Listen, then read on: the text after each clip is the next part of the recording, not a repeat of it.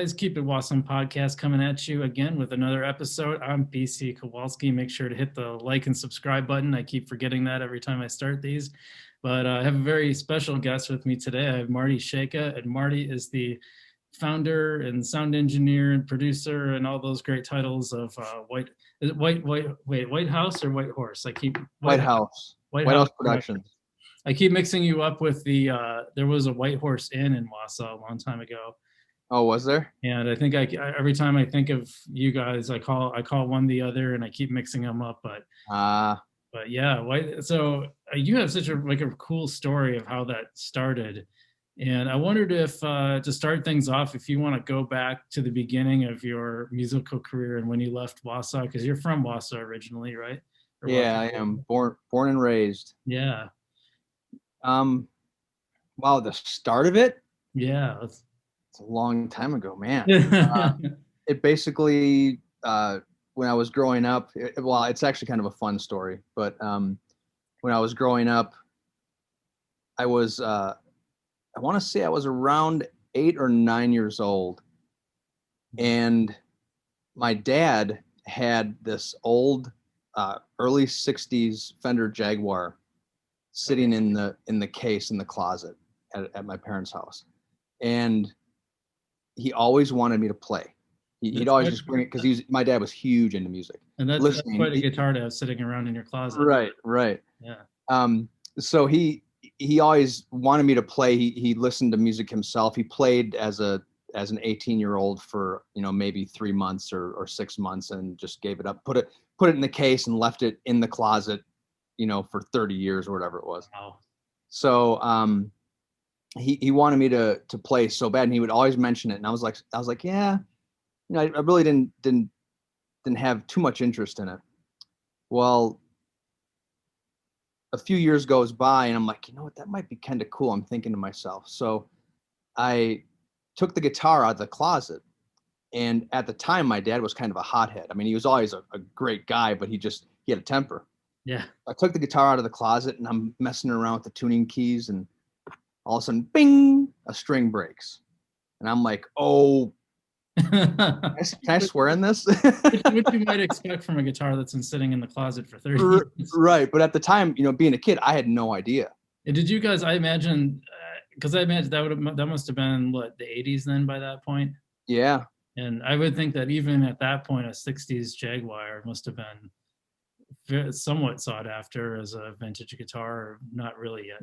Yeah, it was, which is actually part of the story, later on. Gotcha. So I took this guitar out and was messing with the tuning keys. Naturally something turns, you want to turn it as a kid. Yeah. Well, I popped a string, and I had no idea that strings were replaceable. Oh, so I was like, whoa!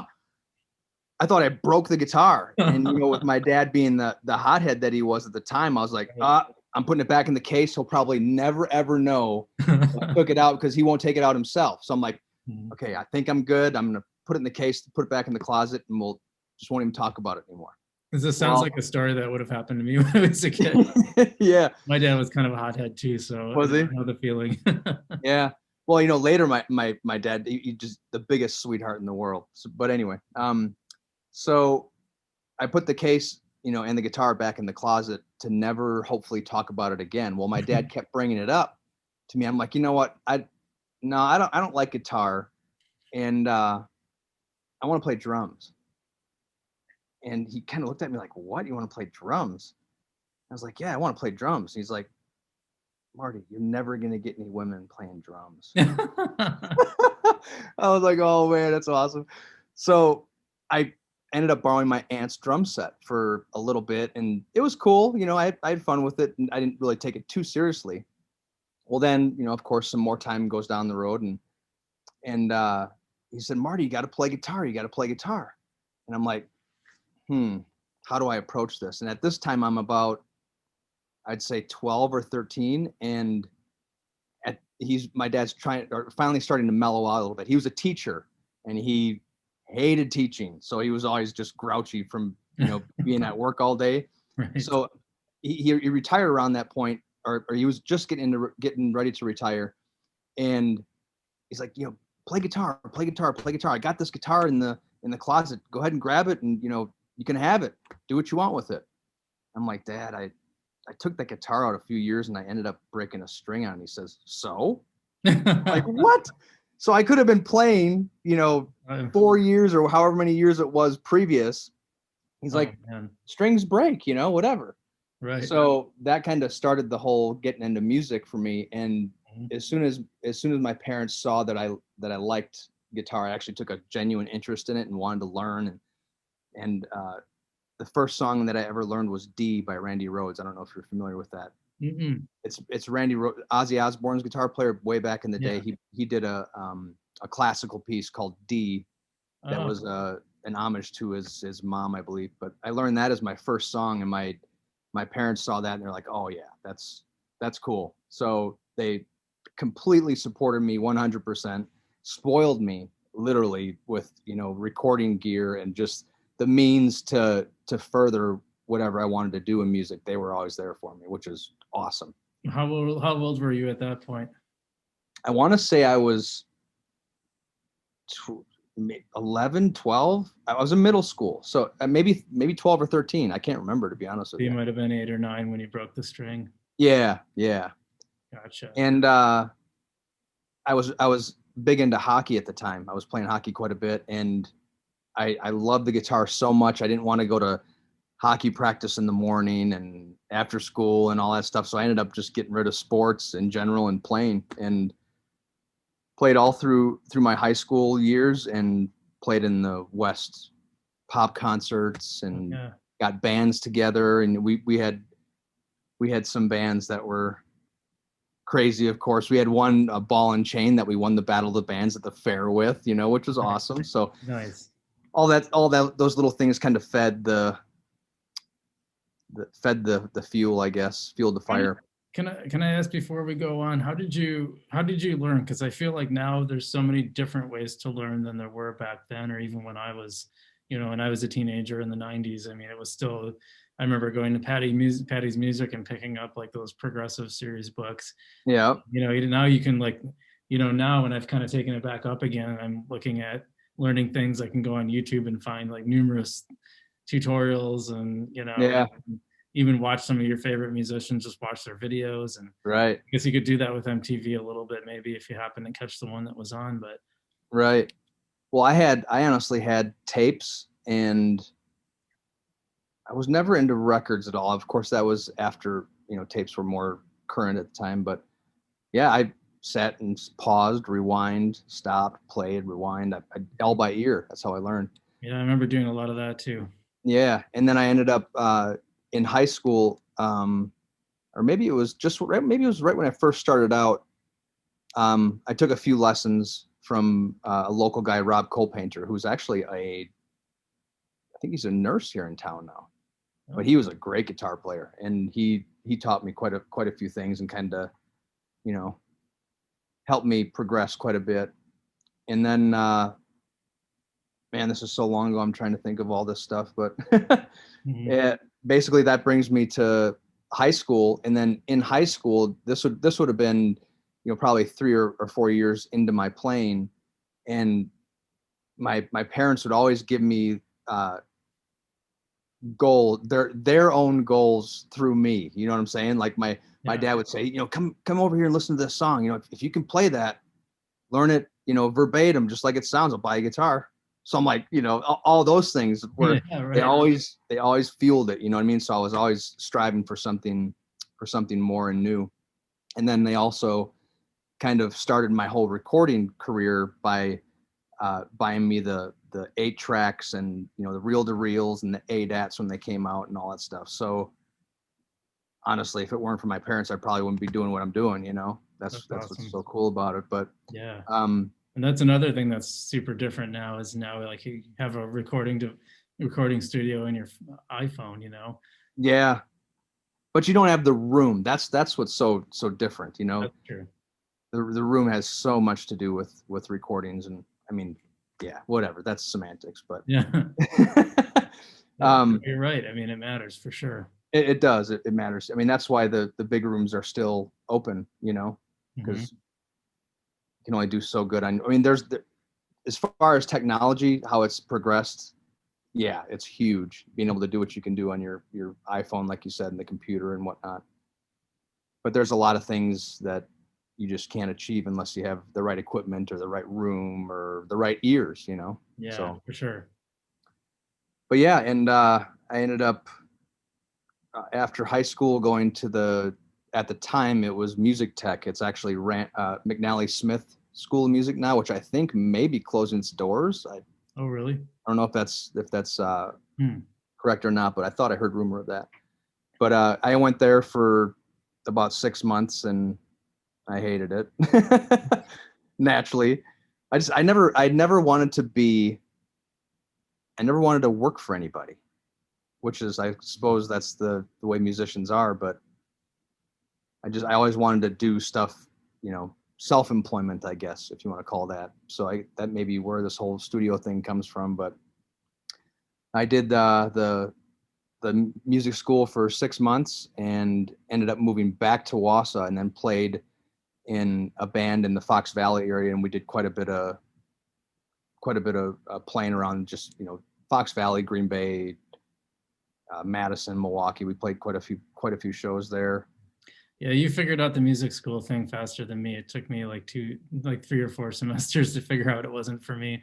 Yeah. I think I tried to push it through, but something about it just didn't click with me, and I didn't enjoy it. Which felt like which one did you go to? Oh, I just went here in town. I was a music major at UW Marathon. Oh, okay. And yeah, I found out.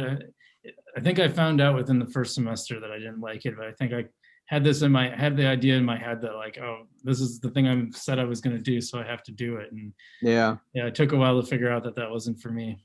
Right.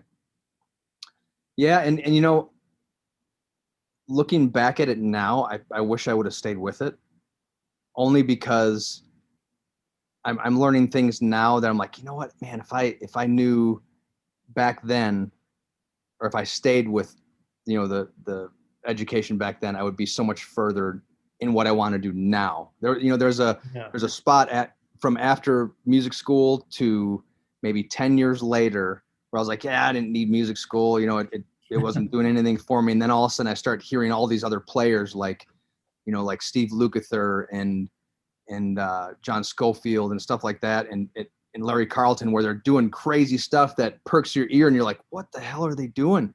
Well, I would know what they're doing if I stayed in school. Yeah, and if anyone ever wants to give themselves a guitar lesson, just try to copy one of Larry Carlton's solos. Right. Or his chords like on Steely Dan, Don't Take Me Alive. God, that's just one of the best solos. Yeah, ever. And I've learned like parts of it, like that, even that chord at the beginning, like it's like a good finger stretcher, you know, that. Right. He's amazing. And you know, I don't know if you ever watch Rick Beato at all. Yeah. Yeah, he just broke down no, I can't think of it. Charlemagne. Kid Charlemagne Broke down the Kid Charlemagne solo just recently here, and it just blows my mind how Larry looks at the chord progressions through the whole song and models his solo off of it. But when Rick explains it, you're like, you know what? Yeah, it makes sense. But yeah, it's like I should know this. You know what I mean? With the stuff that I was learning in school. I mean, I did learn some of it, but if I would have continued, I think my playing would have been much better. But yeah, I could see that, I suppose. Yeah. In some ways, I think you almost have to, I guess it depends on your personality, but like for me, you know, I've been diving, especially since quarantine, I've been really diving into the theory side of it. And I'm starting to learn all those things I probably should have learned in music school, but you know, I don't think I was ready for it then. And there's something about discovering it yourself and taking it at your own pace and following the paths that diverge. Right. That at least for me, I feel works better. And I wonder if maybe that was the case for you too.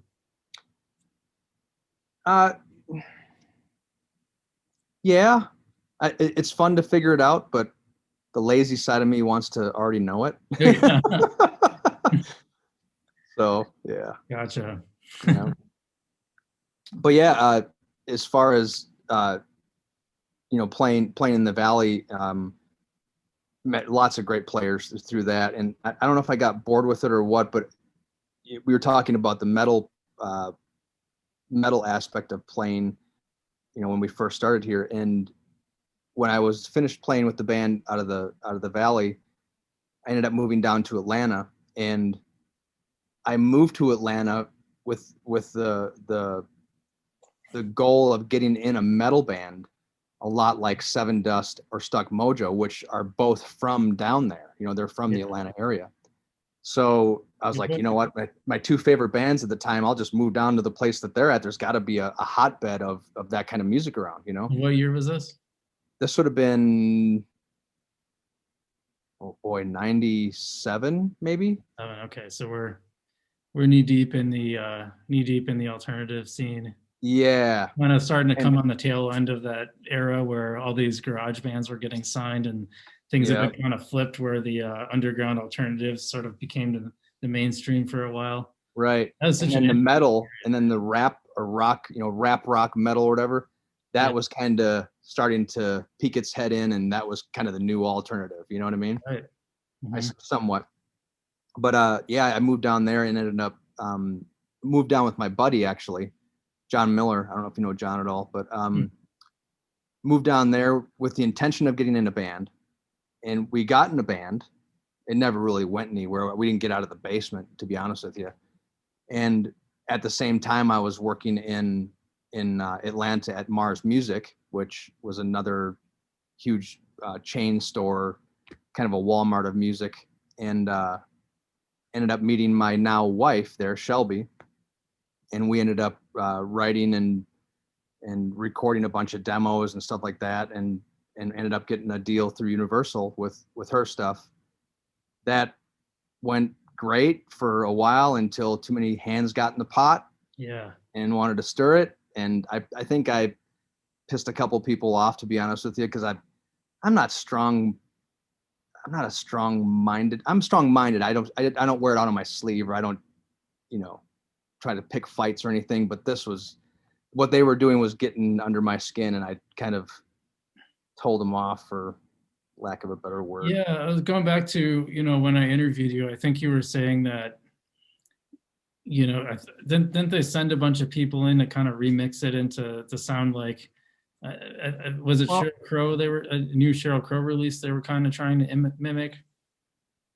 Not necessarily mimic, but compete with. See, we were signed to Universal, and if you look at, I don't know if I can give you like a picture graphic of it or whatever, but Universal is a parent company of several other record labels. So you have Universal at the top, and then underneath them you have Interscope, A&M, and Geffen, I believe. And then under those, so those are the major companies that form Universal. And then under those you have one deep labels like Eminem's label, and Timbaland's label, and Aerosmith's label, all those other places that get distribution through Universal. Well, we were signed to Interscope, which is part of the major part under Universal, but as a one deep label with Timbaland. And Timbaland, in case nobody knows of Timbaland, he's an absolutely huge, or still is, but was a huge multi platinum producer. Yeah. But in the R&B and rap business. So for us to be signed to him was a novel thing. And at the time you had Eminem was collaborating with Dido. I don't know if you remember who Dido was. Yeah. But she was kind of like not really country, but adult contemporary mixed with a little hip hop. And we were kind of doing the same thing. So maybe that was Interscope's version of it that they wanted or something. So Timbaland fell in love with it, and we got absolute red carpet, wonderful treatment. I mean, from the time that Timbaland got the CD, literally a day or two later, we were in New York at Manhattan Sound, downtown Manhattan, getting limos, driving us everywhere, and dining at the best places. They're wining and dining us, kind of thing. Yeah, I mean, at that point, you must have thought like, man, I've made it. This is it. Oh yeah, it was awesome. It was, and at that point, we hadn't even signed yet. He was just trying to get us to sign. So we'd go up there, hang out. Well, then we'd come back, and then all of a sudden we have this record contract offer, for Shelby stuff. And then, so we had to, of course, get the attorneys and, get all that stuff and get all that worked out. Well, it turned out great for us. I mean, I honestly, for the whole experience, I wouldn't trade a thing, but we would be going back and forth to New York, to LA. Shelby would go out to LA. I'd go here, we'd be all over the place. And through going to these different spots and Timbaland being the person that he is, a lot of people heard it. And a lot of people were really, really interested in it. While we were Interscopes, we were Timbalands, but remember that big umbrella company, Interscope, that has A&M, Interscope, and Geffen? Well, they all work together. So even though Jimmy Iovine, who everyone has seen on whatever not Dances with the Stars, what is that? American Idol? What's Jimmy Iovine on? I can't remember. Yeah, I don't watch that stuff, but I don't either. Yeah. So, but anyone who knows any bit of music knows who Jimmy Iovine is. So, yeah. Jimmy Iovine heads Interscope, and then you have Ron Fair, who at the time headed A&M. Well, now A&M wants a part of what Interscope is doing. So now you have that camp trying to get in with our camp, and then there's Geffen over there. Well, they want a little bit of a piece of it. So now they're bringing all these different people in. When initially we had our roundtable discussion with Jimmy Iovine, he was literally 2 chairs down from me. I'll remember it till the day I die in Santa Monica. We're at the office, and he's like, you know what? What is it going to take to get this record out? Let's put it out the way it is. They wanted to put out the demos. Oh, wow. I was like, what? I said, in all due respect, Ron, I mean, I completely respect all that you've done in the business. I mean, he's done Fleetwood Mac. He's done all those huge records, Yeah. I said, I want a budget, so I can record this stuff and do it the way it should be done. He's like, okay, which, I mean, I'm a nobody. I'm from, at the time, from Atlanta with this girl from Florida. We've never done anything.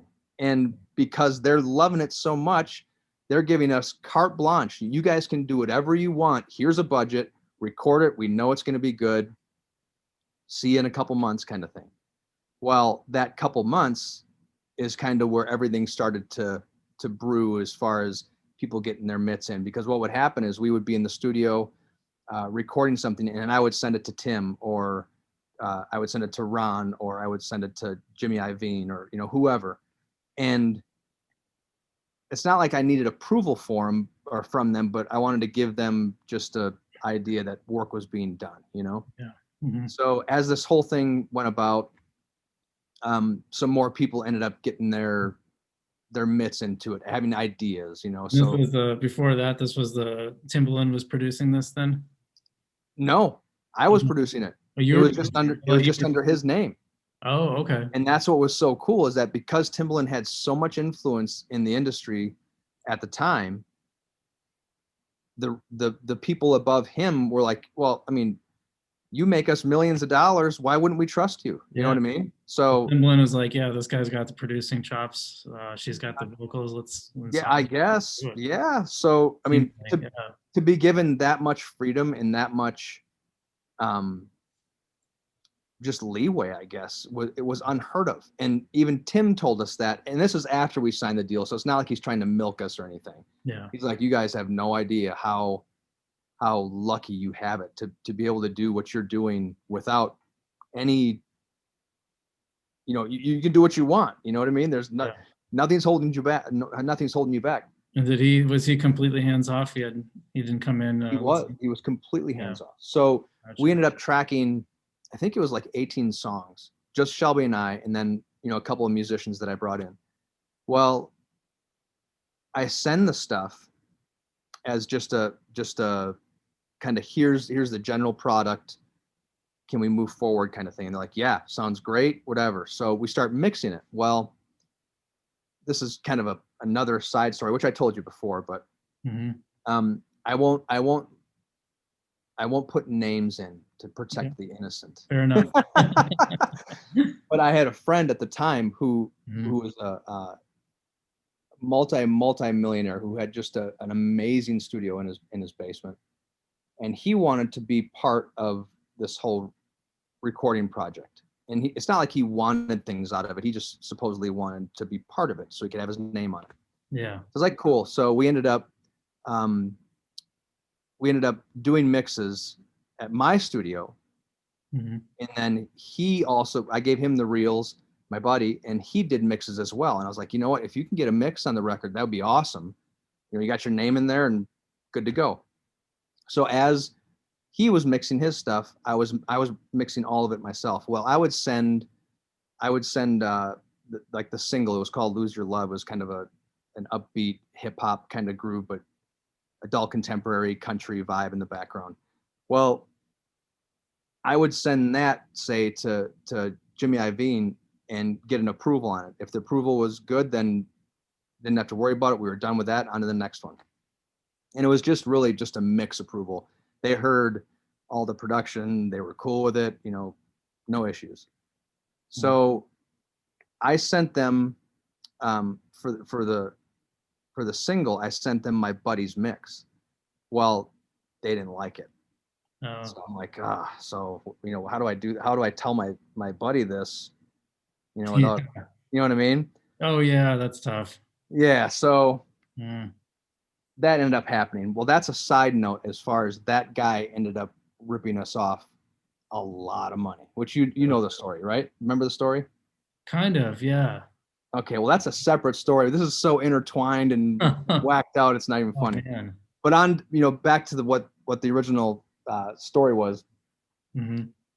I would send these songs, track by track to Timbaland and Jimmy at Interscope. Well, then all of a sudden, I'll remember this forever too. I was sitting out by my buddy's pool, the same guy who was mixing the record. Yeah.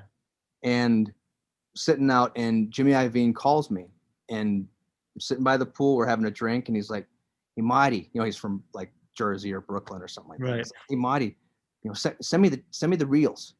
And I'm like, "What?" He says, "Send me the reels for Lose Your Love." I'm like, "What are you talking about? Why would I send you the reels?" Because the reels have all the individual instruments, right? Individual that you can manipulate if you want to. Yeah. And I was like, "So why do you want it?" And he's like, "Well, I want to put real drums on it, because all this was kind of machine-based drums, hip hop, stuff like that." Yeah. And I was like, all due respect, let me try to put drums on it, and if you don't like it, then I'll send the reels. He's like, "Yeah, cool, whatever." Jimmy was always super, super cool, fair, reasonable, great guy. Awesome. So I did what I had to do with the real drums, and I sent it to him. Well, then for some reason I get a call from we'll just say Ron from A&M, a different label but under the same umbrella. Oh yeah. And all of a sudden this is where he starts getting involved in it. I'm like, wait a minute, this is no longer the Marty and Shelby project. This is the Marty, Shelby, this guy, that guy, this, you know what I mean? Because this is all kind of slowly filtering in. Too many cooks. Right. Yeah. Well, that was just on that one song. So now as we keep adding songs and getting approvals, more people are getting interested in it. More people are wanting to put their little stamp on it. Well, then all of a sudden, Tim is wanting to do extra songs. So initially we had everything on paper. We were supposed to deliver everything the way, they signed us on to do. But now we're adding songs at an amazingly high cost. I mean, to get Timbaland to produce a song is, at the time, it was $300K for a song, which is sick. And he gave us a deal, of course, being, business partners with him. But yeah, so I mean, that's kind of what all started the whole domino thing. And I was like, you know what? No. And that's where I got kind of bitchy and no, I'm not going to do it. And that's where things kind of started to fall apart. They would take our per diem away from us that they gave us, every month to live on. And then this guy that was mixing, my supposedly friend that was mixing the record, ended up stealing money from us through billing issues with the label. And yeah, it was it got ugly. And then at that point, the deal pretty much just fizzled out. We lost our house in Atlanta. We lost the studio in it. You know what I mean? It was just kind of, everything just kind of crumbled, and moved back to Wausau. Now here I am 20 years later. You are, yeah. Yeah. I think you told me when you came back for a while, you didn't want anything to do with music. I didn't. Because at the time, I mean, you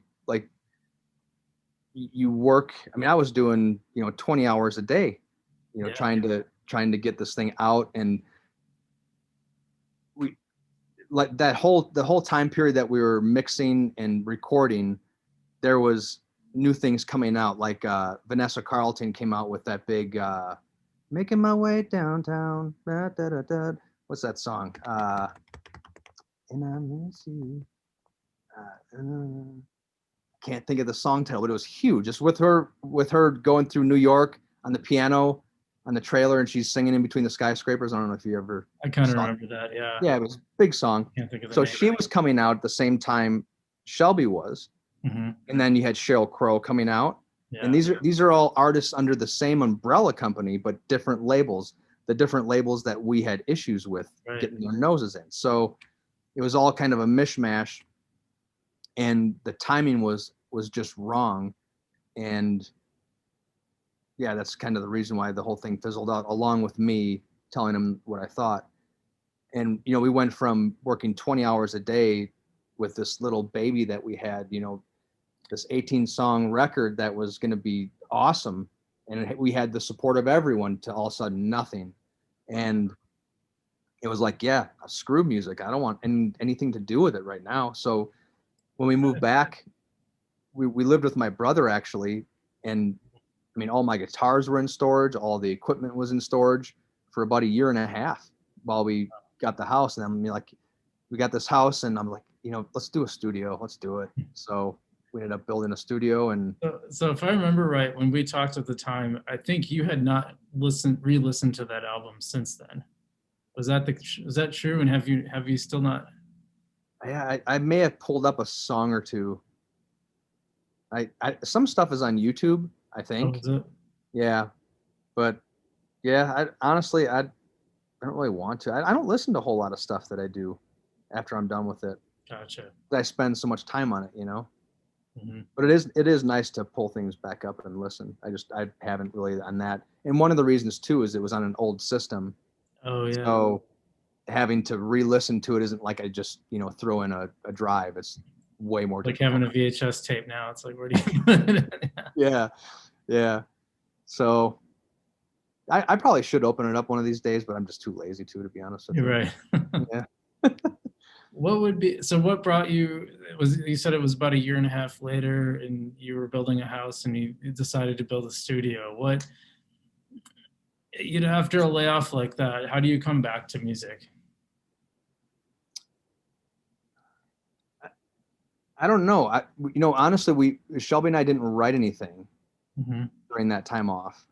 We were both kind of the same as far as like, screw this music. You know what I mean? Yeah, totally. I mean, I ended up teaching when we moved back. I ended up teaching guitar down at Jerry's for a while. But when we came out, this area is kind of an older area, and the house was here. It just happened to be that next to the house on the land was a perfect spot to put a building. So yeah, my dad, of course, my dad always helping us out. My parents, he's like, so if I help you, get the building on here, do you think you could build it out? Well, I'm like, well, yeah. I mean, it's just at the time, it's just a YouTube away, So we ended up, him and I built the building, and then ended up building the whole building out. And that's kind of where I learned my carpentry stuff or whatever. But I was like, you know what, this area kind of needs a studio. I don't know if the area can really necessarily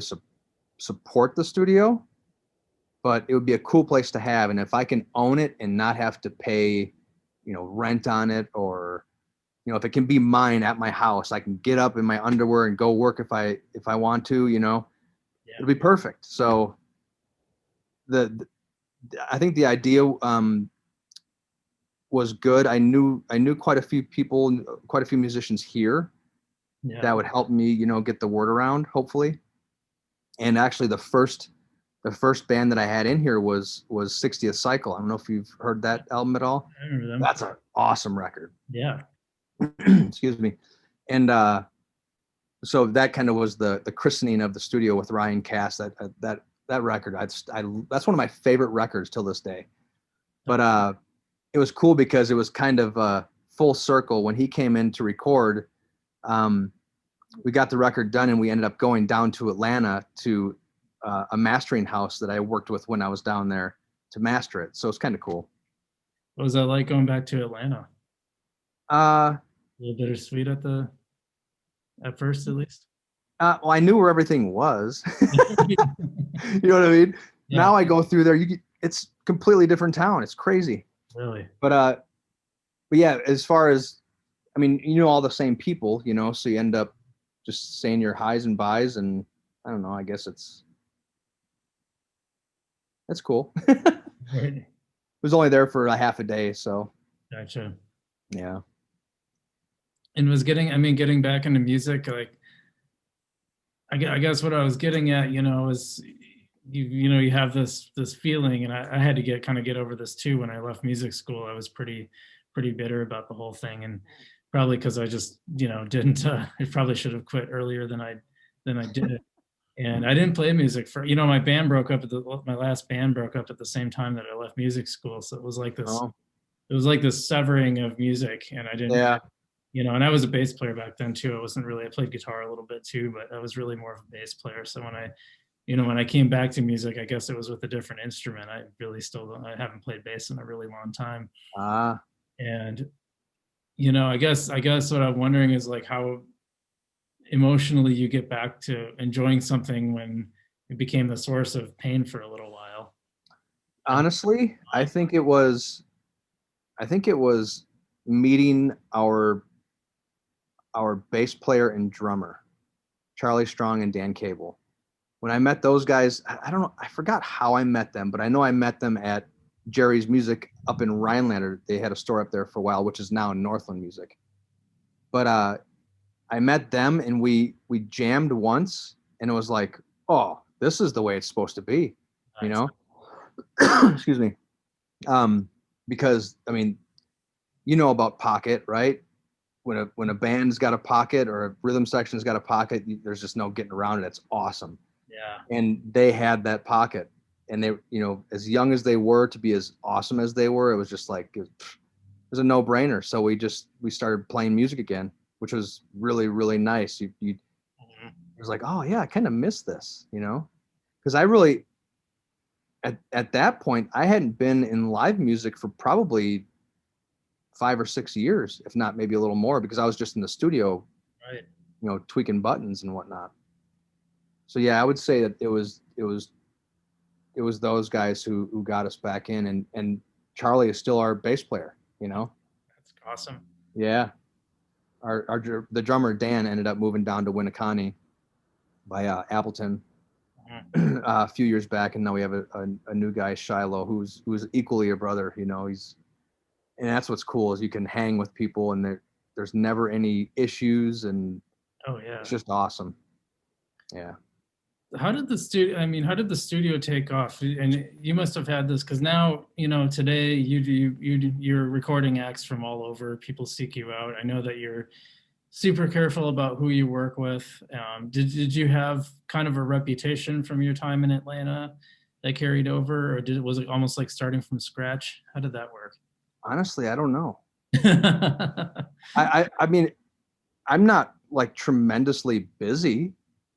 You know what I mean? It's not like not like I won't accept your call and stuff like that. I don't want it to sound like that. I'm not choosy. The only reason I'm choosy is because, well, two things. I don't want people I don't know and don't trust and can't hang with near my house.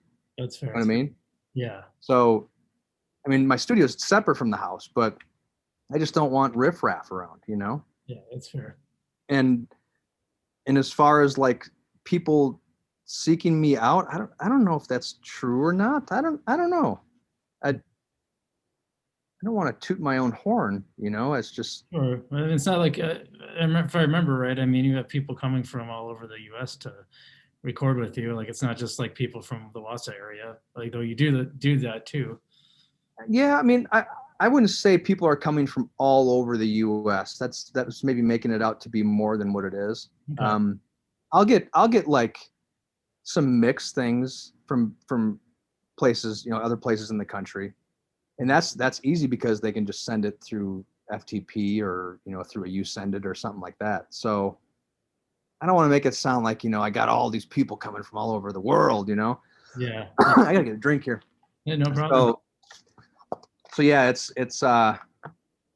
I mean, to have that reputation would be nice, but I don't know if that's necessarily true, How would you So, characterize it? I mean, it seems like you have enough work to be happy and productive, and you well, I mean, with the whole COVID thing going on, that's of course yeah, shut a lot of stuff down, So, and it's a domino effect, with all the clubs being closed, the musicians don't have money to spend on studio stuff, So a lot of that has gone away. So yeah, I mean, it's a challenging time for everybody right now, but yeah, I have enough to keep me sane, I guess. We've done a lot of vacationing this year. You know what I mean? No one's in the studio, so we've been out west and down south and all that stuff. So that makes sense. mm-hmm. And do you still talk to anybody from those Atlanta days? I don't. No, not at all. I talk to. No, I don't. I mean, I've reached out to people here and there, people at the labels and stuff like that, just to say hi or whatever. But a lot of those people, they Yeah, change titles and they go in and out. And one A&R guy that we dealt with 1 month would be at the other side of the building with a completely different job the next month. You know what I mean? So mhm. all that stuff changes so much where, yeah, I mean, I didn't really feel a need to say hi or, stay in touch with them. So I didn't. And Yeah, for sure. I was jaded at that time too. So I'm like, yeah, screw it. Right. Well, Yeah. understandably, for sure. Yeah. Well, let me ask you this: what makes a good room for a studio? And I'm sure there's like a lot of elements that go into it, but for like people that don't know, what are some of the basics for a good room, or things that even that you like that are maybe specific to your sound? Which room are you speaking of? The control room or the performance room? Yeah, I mean, I guess performance room, but I'd be curious about both. I bet people don't even know that there's a difference between the two rooms. Well, it's kind of messy right now, but I'll give you a. So this is the control room. Hmm. We'll spin around here. And I don't know if you can tell by the look of it, but it's not a square room at all. Yeah, that's right. Yeah. So there's no. I'm sitting with my feet on the console, getting nice and comfy here. Yeah. There's no parallel walls at all. Oh, The only technical parallel wall would be the ceiling and the floor, of which I tried to not be parallel. I don't know if I can get a shot of it, but you can kind of see it there. yeah. Yeah. That's so the sound doesn't bounce back and forth, echo. Yeah, that's the whole idea, is just to break up sound. I mean, for a layman's description, I guess, is to break up the sound as much as possible. That's the ideal control room, for listening. You don't want things hitting you, combining and hitting you, making certain frequencies louder than others. Yeah. And this by no means is the perfect room. Every room's got issues, so you learn to understand the room, I guess, and know that maybe you have a overexcitement at 63 hertz that you got to compensate for. You know what I mean? Which is something I fight with all the time, all the time. Mainly, control room is for listening and with those non-parallel walls and the sound treatment and stuff like that, you get around some of the issues that you'd normally have in a square box, you know. Yeah.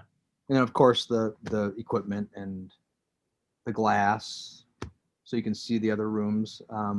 Those are the important things of a control room. Mm-hmm. It's got to be comfy. It's super comfy in here. I was gonna say, yeah, the couches are like super comfy to sit on. Yep. You're gonna be spending a lot of time there. Yeah. Everyone that comes in says it's very comfortable, which is cool. Awesome. You know, it's the colors and the vibe and the lighting isn't a stressful situation at all. And that's kind of what I try to make it more of like a hangout and not a let's work, you know? Right. So try to be as low key and chill as possible. And I remember drooling over the guitar room when I was there too. Should I take in the guitar room? Yeah, if you want to show folks. I remember there's a lot of Paul Reed Smiths and I think Neville's, yeah. I got rid of quite a few Paul Reeds actually. Really? Yeah.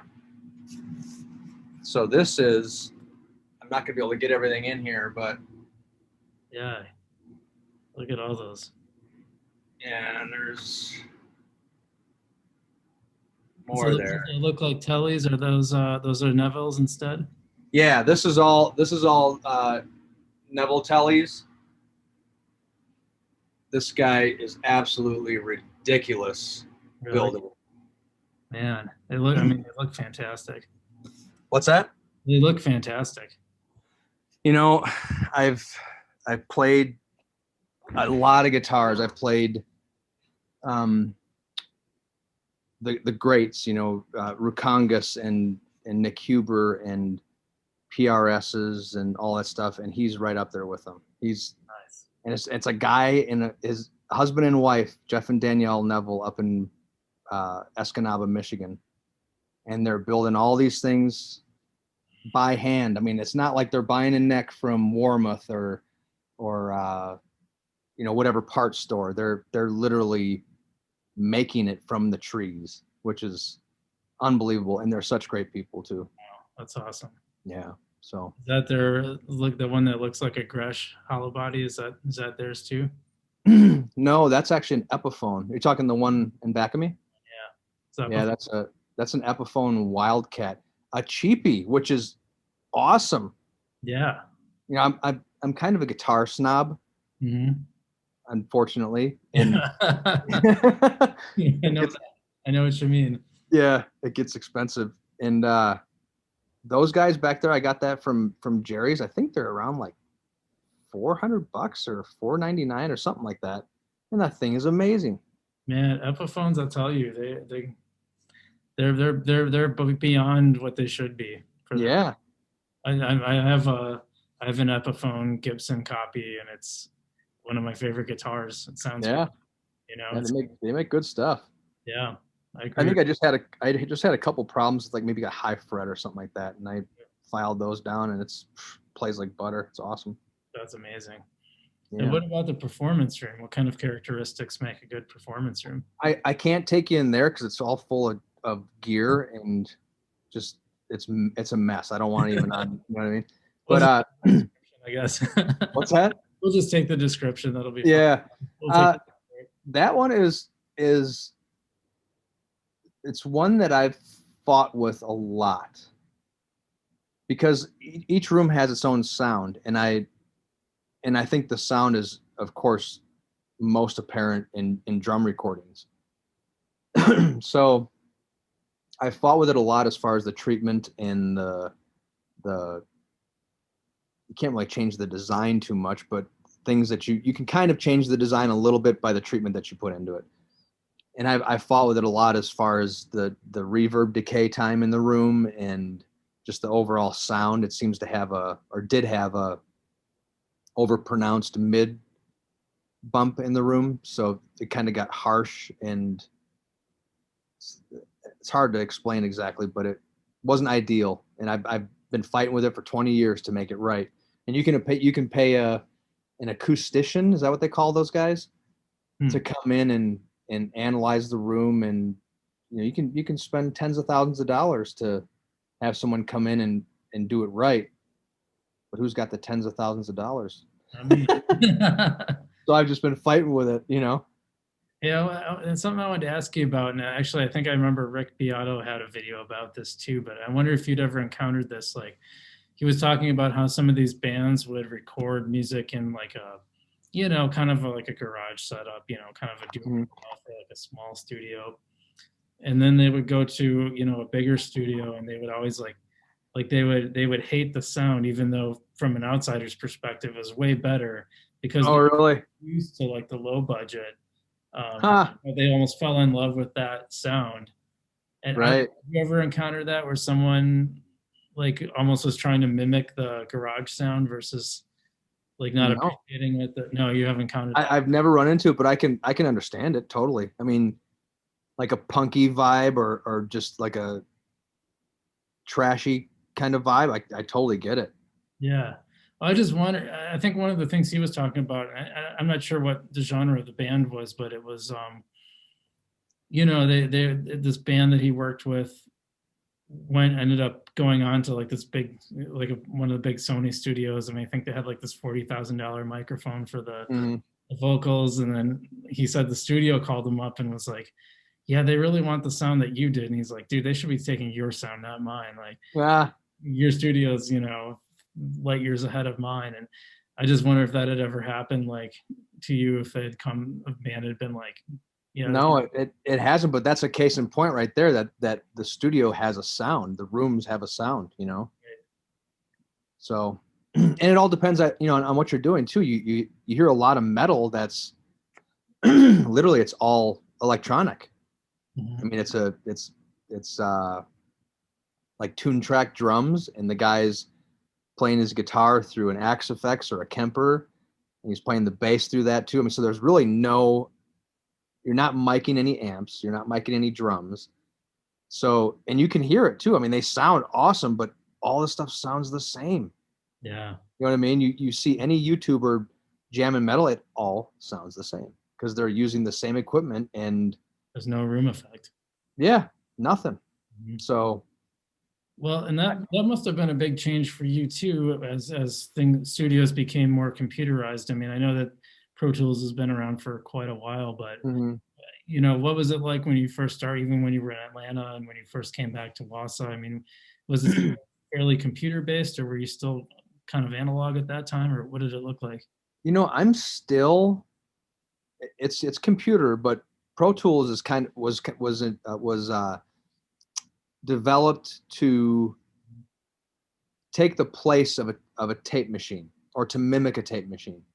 And that's always the way I've used it because I grew up on an 8-track reel-to-reel or 8-track ADATs that were, it's all linear, just you got one track, you record on it, you got the next track, you record on it. So I've always been in that mindset. I've never looked at things like Ableton where it's loop based and it's non-linear and that's just weird to me. Yeah. So that's all I use Pro Tools for is really just a glorified tape machine. I'm not doing any crazy fancy processing or tricks. It's just hopefully mic placement and decent techniques, I guess. And I'm not saying I'm the best in the world or have done the best things, but always striving to get better, Yeah. But that's where it comes for me is just doing it old school, When I was at Mitch Fugut's house and he was showing me the new Aircraft record. I don't know if that's come out yet. I think that was supposed to have come out, but they're doing a new record. Yeah, I don't know. I guess you didn't see my cover story on it. No, I didn't. They've been recording new music. Sweet. Yeah, in fact, I gotta get Mitch on the podcast at some point too. Yeah, I was over at his house. I was playing all his vintage guitars. Probably played more vintage guitars in that day than I had my entire life. Yeah. Like, hey, here's a 60 Gibson. I'm like, oh. Yeah. Yeah, he's got a collection, doesn't he? Yeah. Well, anyway, I was gonna say, like, he was showing me like a lot of the effects and the preamps and things that he was using on Pro Tools. He's like, yeah, it really helps that I like had all this stuff back in like the real version back in the day, and now it's like now I know what I can plug in, but it's crazy to have it all right on the computer now. Yeah. And they've been doing a great job with it too. I know, like Universal Audio and a lot of those have those DSP accelerators that they just sound amazing. You can't tell the difference. Yeah.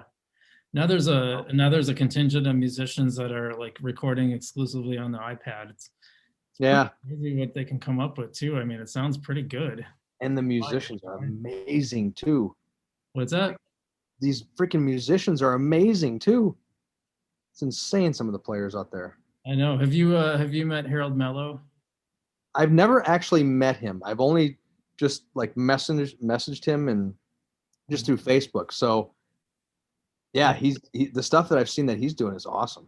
Yeah, he's got such a cool story. So he moved here from Peru when he was like 14, and oh really? at one point in his life he decided, and his dad, I think it was his dad, either his dad or his uncle was in the radio business in Peru. So he had some like he had some kind of like he would help him out with stuff and back then. But then when he moved here for a while, he didn't play music, and then one day like he just got it in his head that he wanted something to stand out, so he decided to play guitar. But when he decided to play guitar, he just like jumped full both feet. He would play like 8 hours a day. That's awesome. Just like lock himself in a room for like, I think he did that for like 3 or 4 years, and like that's why he's as good as he is because he just really dove in. Just woodshedded it. Yeah, and yeah, that's awesome. Like, yeah, I think you'd love talking to him because that dude's like an encyclopedia. I mean, we've been meaning to get together, and then this whole COVID thing, came about. I think we talked about getting together like in February or something like that, and then that's when this whole thing started. So, yeah, the intentions are there, to hang out, and we just never had the chance yet. So, he's a big Steely Dan fan too. Awesome. How can you not be? Steely's awesome. Like every once in a while, I come across a little hate for Steely Dan. I don't get it. I personally just think they're the best. Yeah, it was always kind of a cult following, wasn't it? I mean, yeah. During the time, so. Yeah, I know. It was like 10 or 15 years ago. I had a group of friends that just loved Steely Dan, and they weren't really like musician types, so I don't think they appreciated, musically what was going on in Steely Dan's music and just the crazy level of musicianship that they have. Unbelievable. The way they take I heard it said once, well, I've heard a couple things about them. One, I've heard Steely Dan described as your favorite band's favorite band. And then I've heard them described as, they always said most jazz musicians wanted to be rock stars, but they were rock stars who wanted to be jazz musicians. Nice. And I mean, the way their chord structures, I mean, if you, any song of theirs is just a lesson in music theory. Right. And technique. And then, they always worked with like some of the greatest guitar and other instrument players. I mean, who gets Wayne Shorter on a rock record?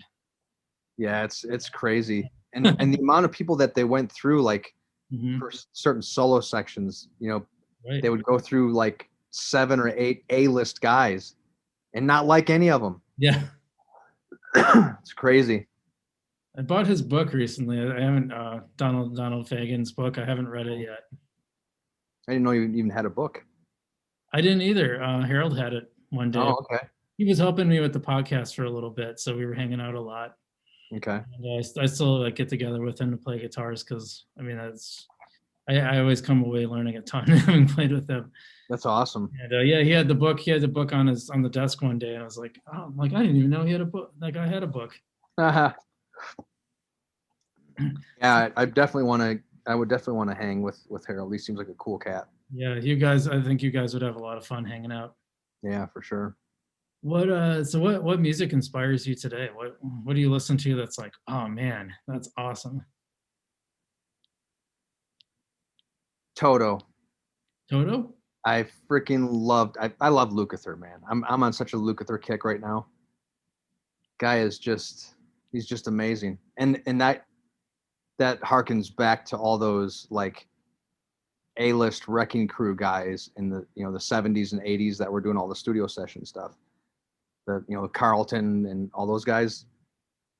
That stuff is that's what I'm into now. I absolutely love it, which is cool because Whitehouse Players, we did a recording, or started a recording, I should say, maybe like 6 or 7 or 8 years ago. I don't even know. And it was one of those things where we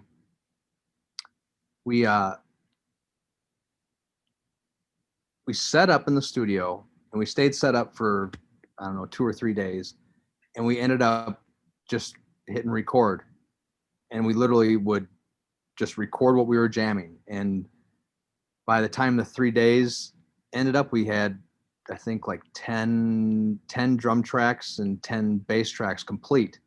Wow. You know, from starting right from inception, writing it, you know, on day 1, on day 3, we were done recording those and some of the guitar parts.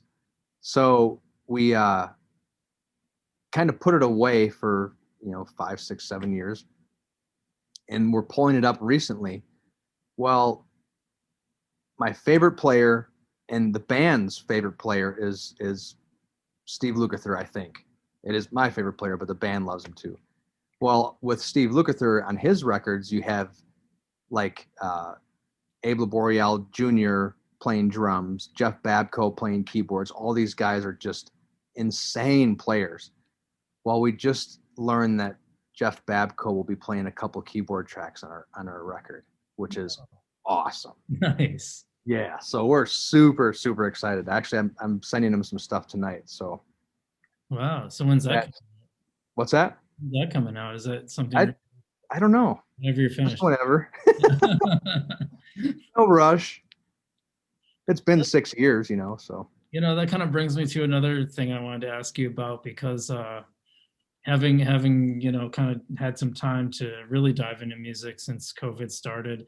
I've been studying the song structures of different music, and something that, you know, coming back to Rick Beato again, he kind of pointed out that all the top 40 stuff nowadays is like 1, 4, 5, 6 progressions. Yeah. All you see on the top 40, and even going back, you know, to the 80s or 70s, like you saw a lot of different kinds of chord progressions making the top 40, and that's no longer the case. Like, how do you feel about that? Do you think that's kind of a bummer? Or do you understand it? Like, I honestly don't listen to it. Yeah. I don't listen to radio at all. The only radio I listen to is probably like talk radio. Sure. You know, just because I think all like the pop music now, I don't like it. In my opinion, I think it's awful. Yeah. Produced amazingly well, but are those people really doing that? No, they're not. You know what I mean? There's no way all those singers can sing that good. You know what I mean? Oh yeah. There's no way. Well, and I tested it out because I'm like, I was like, is that really true? I'm like, all right, I'm gonna pick a random. So I just started picking some random like pop songs, and I you know, would look them up, or I try to play them and get the chords, and I'm like, son of a gun, he's right. 1, 4, 5, 6, huh? Yeah, I'm not sure, not necessarily in that order, but it's all 1, 4, 5, 6. Like there's no 2 chords, no 7 chords. Yeah, so I mean, I don't even listen to this stuff, so maybe it's my older age. I don't really care. I like what I like, and you know. I mean, I find new music that's like more, I don't want to say underground, because I don't know if that even is a thing anymore, like with the internet, but stuff that's kind of off the beaten path, and like they're doing all kinds of there's one band I follow called Steady Holiday, and she released a song called Tangerine, and she says, yeah, my producer told me, wow, you wrote a song in a Neapolitan chord structure. And I looked at him and said, yes, I did. And then I promptly looked up what that was. It's like it's use a flat 2. So it's like, it gives it really an interesting kind of tone to it. Of the major, that's the only change, is the flat 2? Flat 2, yeah. I think, is it a major or minor? That's almost like a Lydian, is it? It might be a minor with a flat 2, but I'd have to look it up. Okay. So then I had to try to write a song in Neapolitan. Nice. For 2 with a flat 2. It's kind of cool. I'm sure a lot of metal probably uses it just because of that. It's more metal when it's Neapolitan. Right to an F chord right away. Yeah. That's honestly, like, I listen to all old, like 70s and I'd say like late 60s through 70s, when the recording was all of the musicians. You know, it wasn't tweaked and, you know, manipulated and stuff. either that or new metal. I love new hardcore metal. Love it. I don't like playing it. But I love listening to it. Yeah, that's interesting too. Like there's definitely a difference between music you enjoy playing and enjoy listening to, and sometimes they overlap and sometimes they don't. Right. And I think a lot of the reason why I don't like playing is I can't. You know, I mean, my hands just aren't fast like they used to be. So, and a lot of it's just me being lazy and not practicing too. Well, I thought your chops sounded pretty good on that recording that Dave Calloway had posted the other day. Oh, Dave. That was difficult. I had to, it's messy as all get out, but I had to practice that. Man, did I practice that for weeks. I still couldn't get it. Ugh. But thanks, I appreciate it. Yeah, you bet. Well, so I mean, sounds like things, are maybe a little slow at the studio now, but we'll probably pick up again once COVID is done. And it sounds like you got some musical projects in the works. Yeah, there's some stuff happening. It's just a little slower. And honestly, I'm fine with that. With this whole thing happening, I got to spend a lot of time with family, and to me it's a good thing. I mean, it's awful what's happening, but in our situation, it's a good thing. So yeah, I mean, it feels like I know the Atlantic experience was a tough one and, pretty painful to go through. But I mean, the outcome is that you end up coming back to Wausau and starting the studio, and you seem to be pretty happy with life overall. Is that fair to say? Yeah, I'm not complaining one bit. I have my own business. It's rough at times, just with any, self-employment. It can be difficult and stressful, but to have my own place, to have it at my house, to not have to answer to anybody, and to make music, I mean, what more can you ask for, I assume it's kind of one of those things you'll probably do for most of your life, I'd imagine. I hope so, as long as I'm able to. I'm going to slow down a little bit, but it doesn't seem like a thing you'd ever have to be like, well, I guess I got to retire today. Right. That's cool, man. Any advice for aspiring musicians or recording artists, or I should say recording producers or engineers or people that just generally want to get into the music business? Boy, read a lot. Yeah, learn from other people. I occasionally get interns, and I think bouncing ideas off of people that are in the business and learning from other people who have been in the business. I mean, you can't put a value on that. It's so important. Try new things. Don't listen to other people.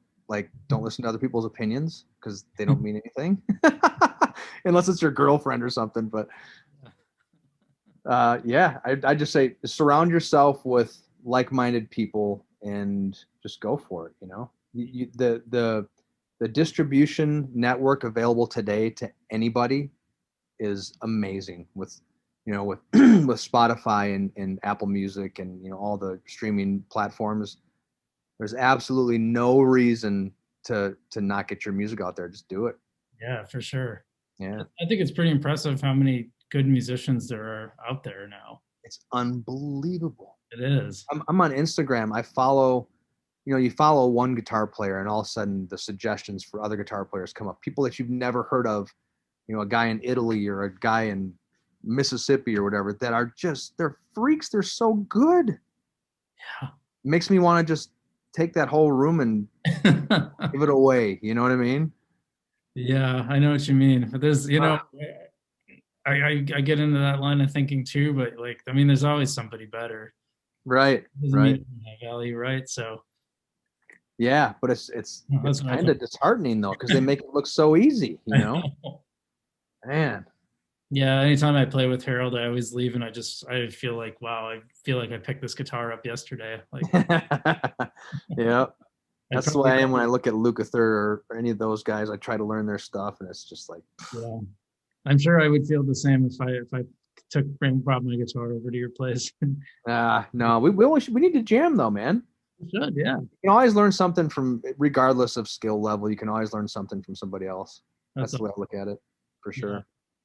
Well, I would love that if you ever want to. The invitation is always open. You know that, man. I appreciate that. I Yeah. appreciate that. When we get rid of this COVID thing, I'll happily swing by. Yeah, for sure.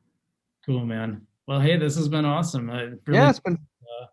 so I always close the podcast off with saying keep it awesome. So keep it awesome, Marty. Keep it awesome. Thanks, buddy. Thank you.